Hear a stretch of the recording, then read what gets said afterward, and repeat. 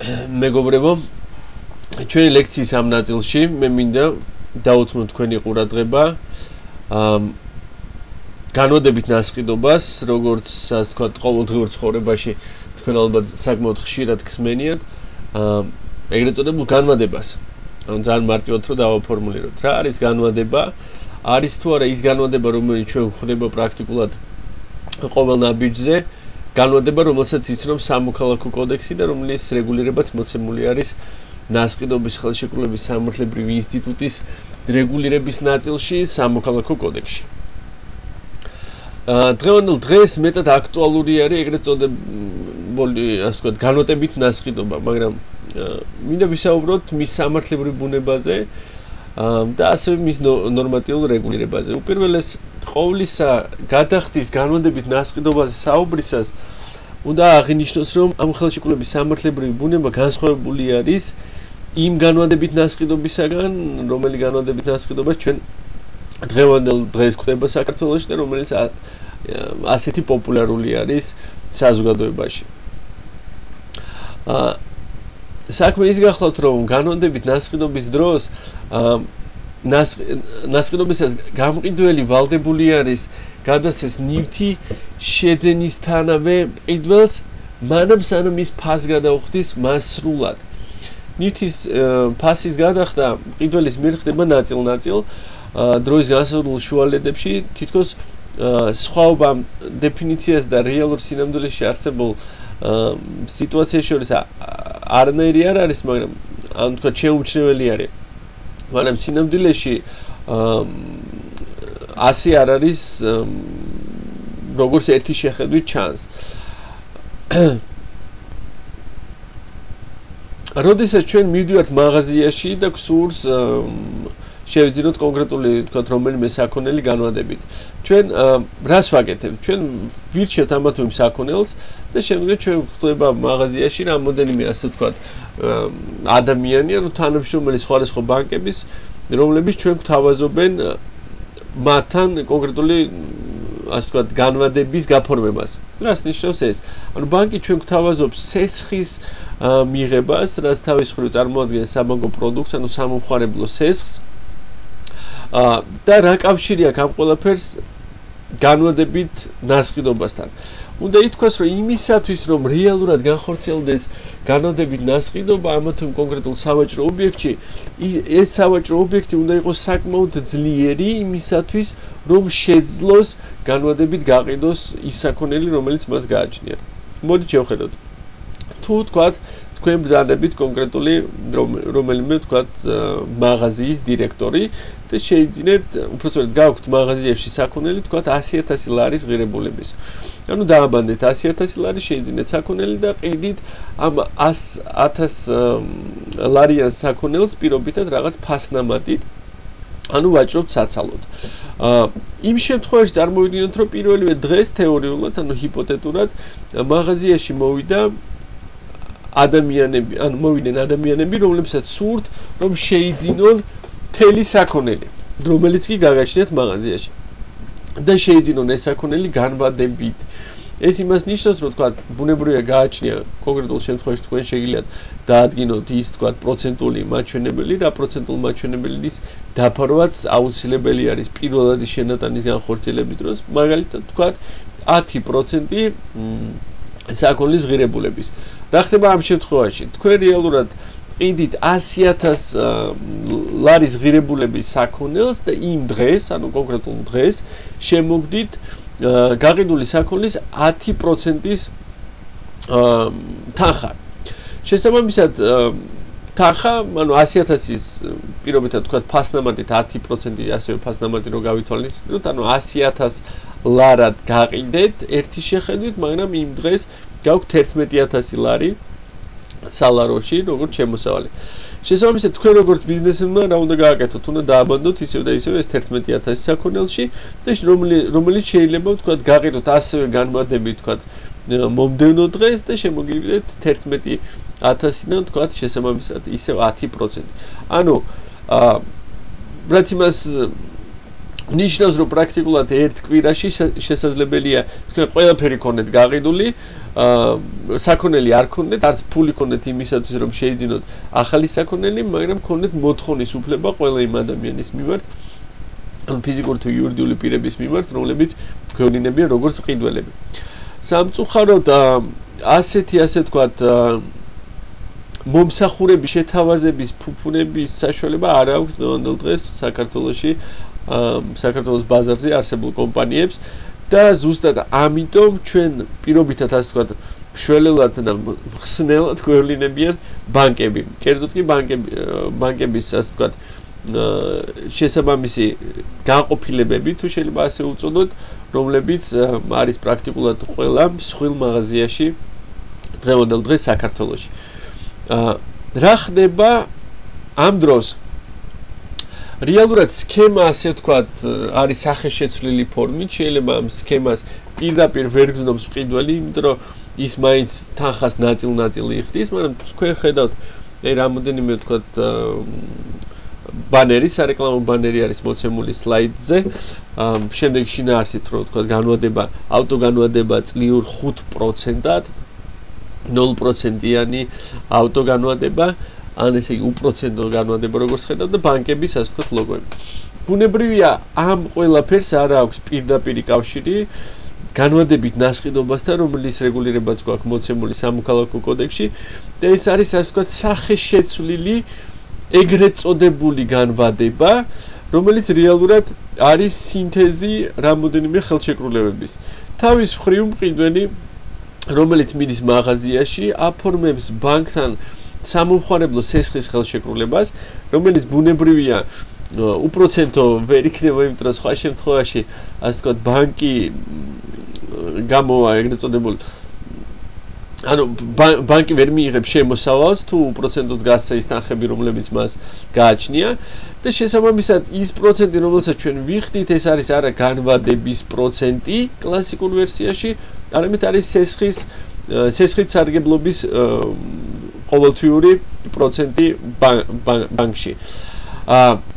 რა ხდება თავის მხრივ ბანკსა და მაღაზიას შორის ურთიერთობის თვალსაზრისით? ხშირ შემთხვევაში ბანკი და მაღაზია აფორმებენ ურთიერთთანამშრომლობის ხელშეკრულებას, რომელიც ხელშეკრულებითაც შესაძლებელი არის ბანკი ყიდულობდეს, ასე ვთქვათ, კონკრეტულ ნივთს, მაგრამ თავის მხრივ ნივთი გვეძლეოდეს ჩვენ, ანუ მყიდველებს. ეს არის კლასიკური ვერსია მესამე პირის ასარგებლო დადებული ხელშეკრულების, რომელიც მესამე პირიც ვარ მე. ეს ერთი შემთხვევა, ეს არის შემთხვევა, როდესაც პრაქტიკულად თანხა, ანუ ფული როგორც ესეთი ფულადი ერთეულები არსად არ ფიგურირებს, არამედ ბანკი აკეთებს გადარიცხვას მაღაზიის კუთვნილ საბანკო ანგარიშზე. მეორე შემთხვევაში რეალურად ასე ვთქვათ, ისევ არ არსებობს განვადებით ნასყიდობა, ვინაიდან ჩვენ ვიღებთ ბანკიდან სესხს, რაც გულისხმობს კონკრეტული ფულადი ერთეულების აღებას, კონკრეტული ბანკისაგან და უშუალოდ ამ თანხით მივდივართ მაღაზიაში და ვიძენთ, ასე ვთქვათ, ამა თუ იმ ნივთს. ამ შემთხვევაში ბანკისთვის არანაირი მნიშვნელობა არ აქვს თუ იმ თანხას, რომელ თანხასაც ჩვენ გვაძლევს, კონკრეტულად რა ნივთში დავხარჯავთ. ანუ თქვათ, მე თუ მომეწონა ფოტოაპარატი და ბანკმა მომცა სამომხმარებლო სესხი ვთქვათ 1000 ლარის ოდენობით, ბანკს ამ კონკრეტულ შემთხვევაში არ აინტერესებს მე ამ თანხას დავხარჯავ ფოტოაპარატზე, თუ ვიყიდი სხვა რომელიმე საყოფაცხოვრებლო ნივთს. ხოლო იმ შემთხვევაში, როდესაც როგორც აღნიშნეთ, ბანკს და მაღაზიას შორის არის გაფორმებული ხელშეკრულება, ბანკი კონკრეტული ნივთის საფასურს ურიცხავს მაღაზიას, ხოლო მაღაზია თავის მხრივ ამ ნივთს მაძლევს მე. ამგვარად ეს ურთიერთობა, როგორც აღნიშნეთ, არის ანუ არც სახეშეცვლილი ვარიანტი არის განვადებით ნასყიდობის. შევჯერდეთ შემდეგზე, რომ მას საზოგადოებაში უწოდებენ განვადებით ნასყიდობას, მაგრამ როგორც ჩვენ ნახეთ, ეს არის უბრალოდ ნასყიდობა და ამავდროულად არის ნამატი ხელშეკრულება, რომელიც არის სესხის ხელშეკრულება ბანკთან. განვადებით ნასყიდობის ხელშეკრულებისათვის კანონით დადგენილი არის ხელშეკრულების წერილობითი ფორმა. აქვე მინდა აღვნიშნო რამოდენიმე საკითხი ფორმასთან დაკავშირებით. ფორმასთან ხელშეკრულების შინაარსთან დაკავშირებით თუ რა საკითხები უნდა იყოს აუცილებლად მოცემული განვადებით ნასყიდობის ხელშეკრულებაში. ეს არის ნაღდი გადახდის ოდენობა, ნაწილ-ნაწილ გადასახდელი თანხის ოდენობა და გადახდის დრო და წლიური პროცენტის ოდენობა თუ 100% დადგენილი არის. ხელშეკრულების დადების დროს გამყიდველმა უნდა მისცეს მყიდველს ნასყიდობის საბუთების ასლი ან ასლები. გააჩნია, ასე ვთქვათ, რა მოცულობით არის წარმოდგენილი ესათვის დოკუმენტაცია.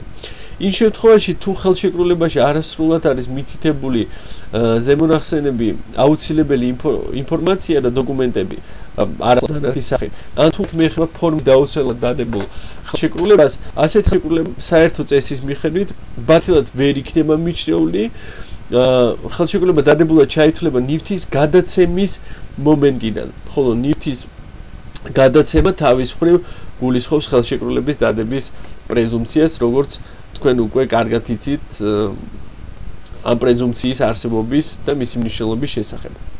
ამ შემთხვევაში მყიდველი მხოლოდ ანუ მყიდველს აქვს ვალდებულება მხოლოდ იმისა რომ გადაიხადოს ნივთის ფასი და მნიშვნელოვანი არის რომ ნივთის ფასის გადახდის ვალდებულება მას განხილულ შემთხვევაში აქვს პროცენტის დაფარვის გარეშე.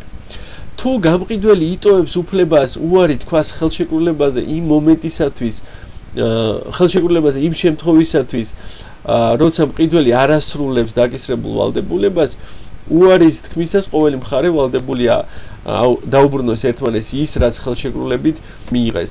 ამის საწინააღმდეგო შეთანხმება ბათილი არის რაც გულისხმობს ორმხრივი რესტიტუციის ვალდებულების შესრულება. ორიოდე სიტყვით მინდა შევეხო გამოსყიდვის სამართლებრივ ინსტიტუტს. გამოსყიდვის სამართლებრივი რეგულირება მოცემული გვაქვს ჩვენ სამოქალაქო კოდექსში.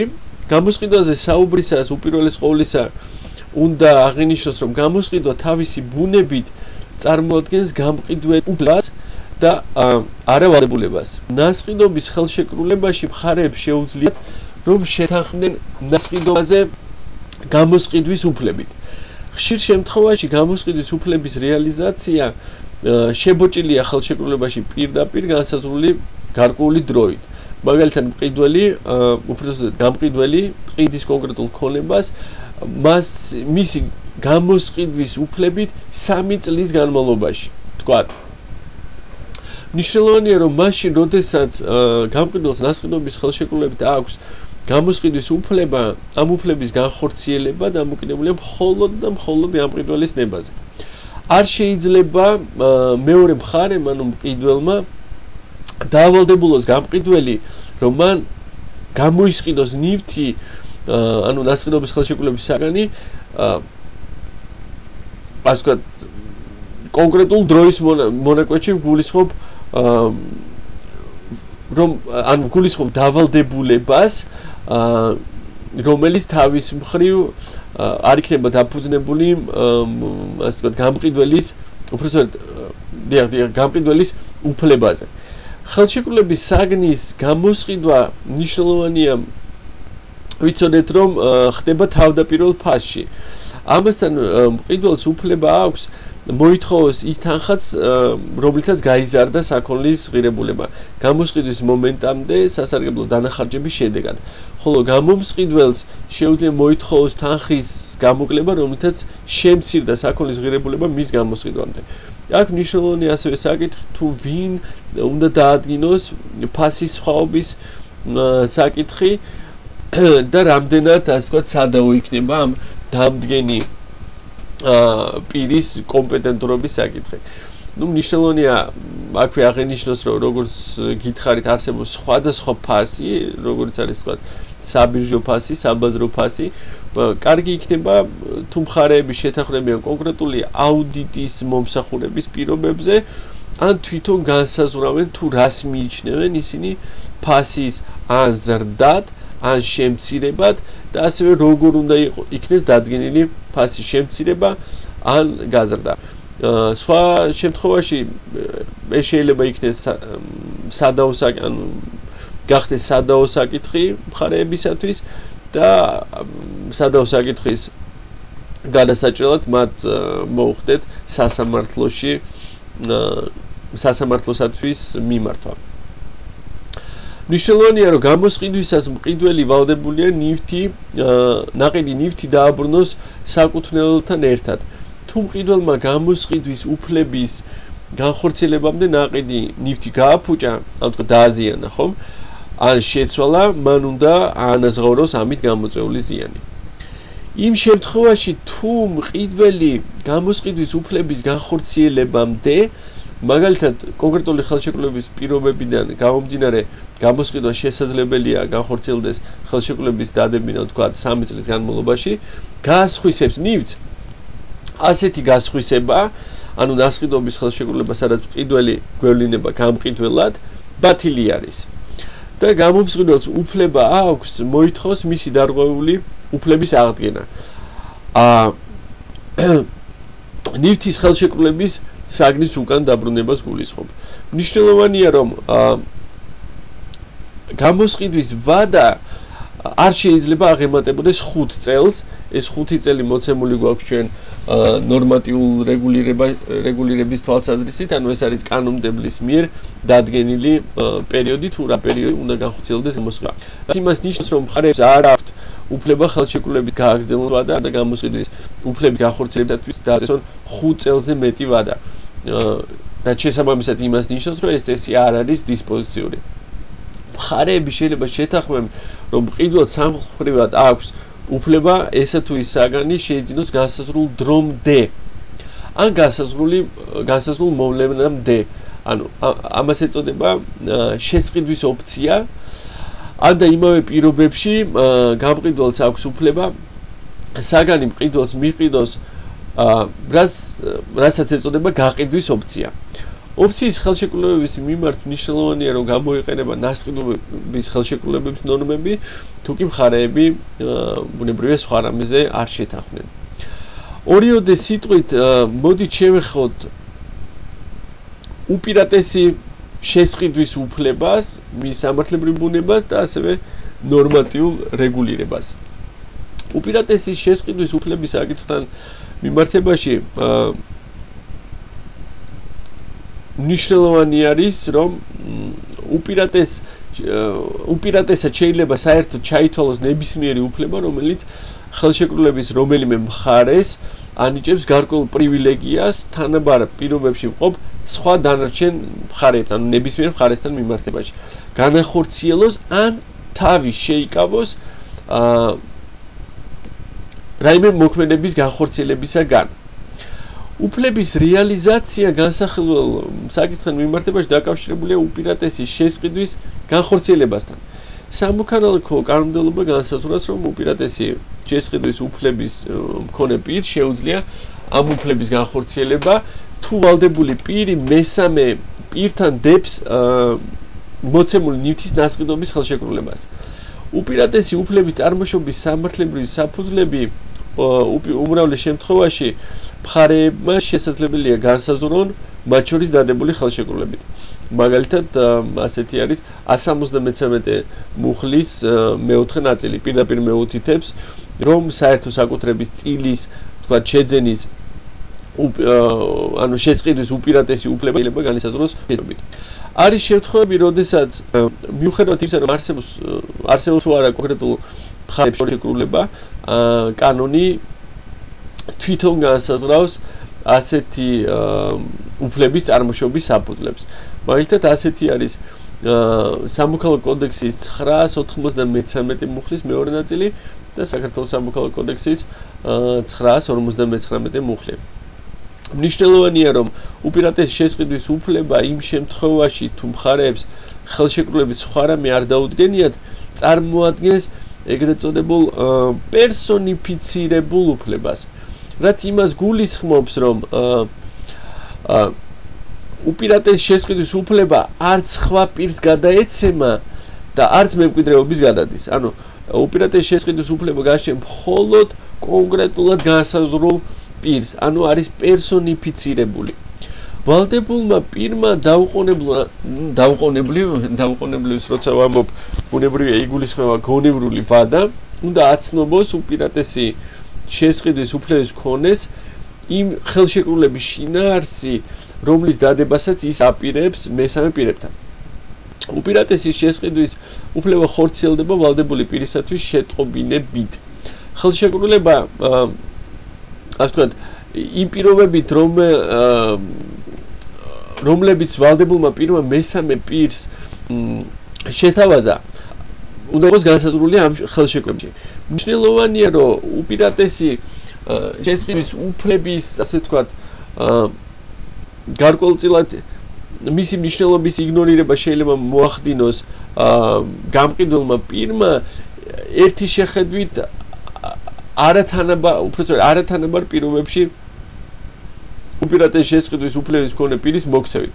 Თქვათ, თუ სხვა რომელიმე პირს აქვს უპირატესი შესყიდვის უფლება იმ კონკრეტულ ნივთთან მიმართებაში, რომლის გაყიდვაც მე მსურს და ამ ნივთის საბაზრო ფასი თქვათ არის 100 ლარი და 100 ლარად თუ თქვათ მე ვყიდი ამ ნივთს თანაბარ პირობებში, ასე ვთქვათ, პოტენციურ მყიდველებთან თუ აღმოჩნდა უპირატესი შესყიდვის უფლების მქონე პირი, მას უნდა მივყიდო მე ეს ნივთი, მე ყოველთვის შემიძლია პრინციპში თქვა, რომ ამ ნივთს მე ვყიდი, ვთქვათ, 250 ლარად.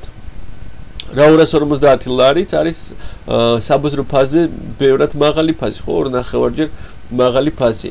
და უპირატესი შესყიდვის უფლების მქონე პირი ბუნებრივია, ასე ვთქვათ, არასათანადო ფასის დროს უარი განაცხადოს ამ შესყიდვაზე. მაგრამ მე რეალურად შემიძლია გავყიდო ეს ნივთი 100 ლარად. ისე რომ ვთქვათ, დავასაბუთო დავის არსებობის შემთხვევაში სასამართლოში, რომ მე ვყიდი მას 250 ლარად, მაგრამ ჩვენ უშუალოდ ნასყიდობის დროს შევთანხმდით, რომ მე მას მივყიდიდი ამას 100 ლარად, ხოლო იგი განახორციელებდა, ვთქვათ, ასევე სხვა მომსახურებას. ჩემთვის, მაგალითად, პირობითად უფასოდ მომსახურებოდა 1 წლის განმავლობაში, რაც გულისხმობს, ვთქვათ, ან იურიდიულ კონსულტაციას, ან ვთქვათ, სხვა ნებისმიერ კანონით დაშვებულ მომსახურებას. შესაბამისად, სასამართლოში საკმაოდ რთულ ვითარებაში აღმოჩნდება უპირატესი შესყიდვის უფლების მქონე პირი, როდესაც იგი მოითხოვს ჩემს და მყიდველს შორის დადებული ხელშეკრულების გაბათილებას იმ მოტივით, რომ მას რომ ცოდნოდა, რომ მე მივყიდიდი მყიდველს კონკრეტულ ნასყიდობის საგანს 100 ლარად, ის შეიძენდა ამ საგანს.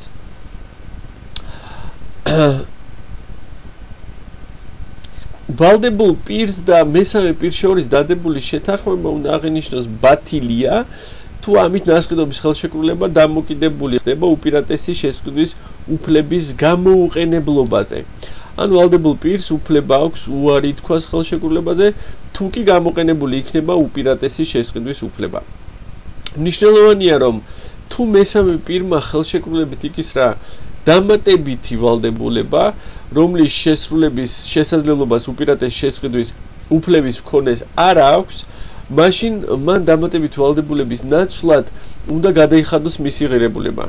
იმ შემთხვევაში, თუ შეუძლებელია დამატებითი ღირებულების, ანუ დამატებითი ვალდებულების ფულადის შეფასება, მაშინ უპირატესი შესყიდვის უფლების გამოყენება დაუშვებელი არის. აქვე უნდა ითქვას, რომ დამატებითი ვალდებულების თაობაზე შეთანხმება ძალას კარგავს, თუ ხელშეკრულება დაიდო უპირატესი შესყიდვის უფლების გვერდის ავლით. ანუ გვერდის ასახვევად, ხო? ანუ გვერდის უფლებისათვის გვერდის ასავლელად. ესე უფრო სწორი იქნება. ბაში ორიოდე სიტყვით ჩვენ შევეხეთ, როგორც განვადებით ნასყიდობას და ჩვენ ნახეთ, რომ განვადებით ნასყიდობის სამართლებრივი რეგულირება და რეალურად არსებული განვადებით ეგრეთ წოდებული განვადებით ნასყიდობა საკმაოდ განსხვავებული რა, ასე ვთქვათ, როგორც ცნებები, ასევე მათი შინაარსობრივი შევსება საკმაოდ განსხვავებული არის.